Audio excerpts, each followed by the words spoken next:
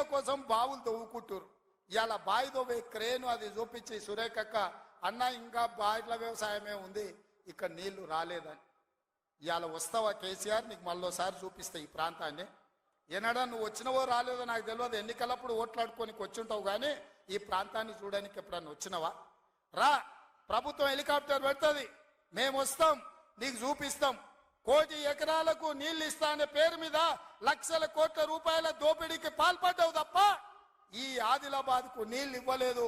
అందుకే ఈ ప్రాంతాన్ని సస్యశ్యామలం చేయడానికి సాగునీటి ప్రాజెక్టులను కట్టే బాధ్యత మా పార్టీ తీసుకుంటుంది, మా ప్రభుత్వం తీసుకుంటుంది.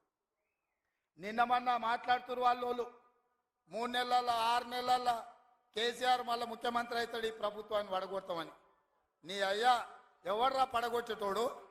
పడగొడతారా? ఎవడు కొట్టేది?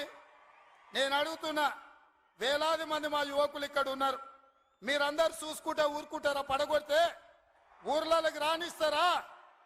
ఊర్లలో ఎవడన్నా ఈ ప్రభుత్వాన్ని పడగొట్టాలన్న ఆలోచన చేస్తే మీ ఊర్లో యాప చెట్టుకు కోదండం వేసి కొట్టండి, లాగుల తొండలు ఇడవండి.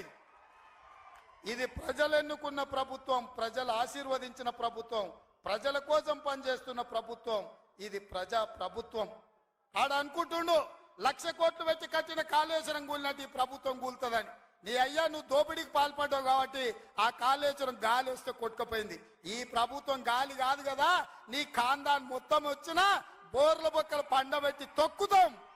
ఎవడని ప్రభుత్వం పడుతుందనో 6 నెలలకో 3 నెలలకో కేసీఆర్ ముఖ్యమంత్రి అవుతాడని చెప్పిండంటే మూతి పండ్లు రాలుతాయని నేను చెప్పదలుచుకున్నా. ఇంకా మన చూసిన నిత్యానంద స్వామి అని ఒక ఆయన ఉన్నాడు, తెలుసు కదా మీకు అందరికీ. ఆయన ఇక్కడక్కడైతే లాభం లేదని పోయి ఎన్నో దీవి కొనుక్కొని దానికి రాజు అని ప్రకటించుకున్నాడు.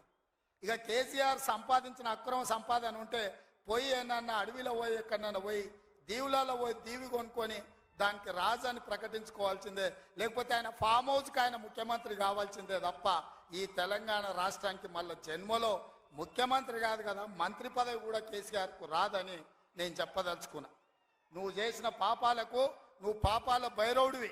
ఈ నిరుద్యోగ యువకులను, ఉద్యమకారులను, అమరవీరుల కుటుంబాలను, రైతులను, దళితులను, గిరిజనులను, మైనారిటీలను, మహిళలను నిలువు దోపిడీ చేసి నిలువున ముంచిన నువ్వు, నీకు సిగ్గన్న ఉందా మళ్ళీ పదవి కావాలని అడగడానికి?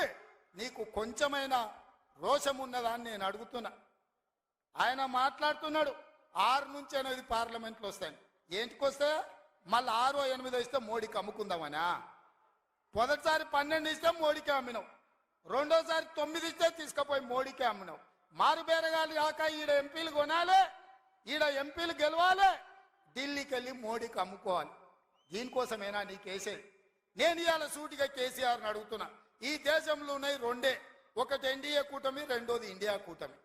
ఎన్డీఏ కూటమికి మోడీ ఉన్నాడు, ఇండియా కూటమికి మేమున్నాం. మా దాంట్లోకి రానీయము, మా నీడ కూడా తాకనీయం. ఆ ఇంటి మీద పిట్ట ఈ ఇంటి మీద కాలిస్తే కాల్చి అవతలేస్తాం. నువ్వు ఎట్లకెళ్ళి అవుతావా? మరి నేను అడుగుతున్నా, ఎట్లకెళ్ళి అవుతావు?